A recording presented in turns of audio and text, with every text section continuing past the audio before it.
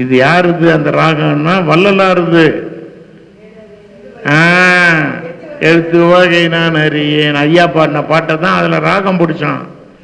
அதே மாதிரி இப்போ நாதர் முடி மேலே இருக்கும் நல்ல பாம்பே நாகப்பாம்பே உனக்கு நல்ல பெயர் வைத்தது யார் சொல்லு பாம்பே.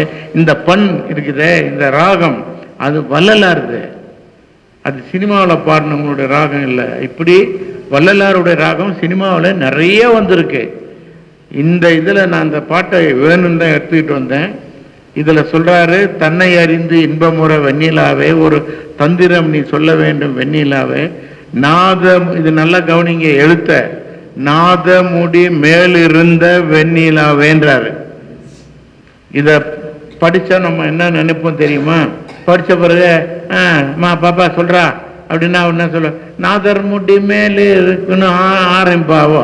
இதில் நாதர் போடல, நாத நாத இரு இல்லை, மேலிருக்கும் இல்லை, மேலிருந்த.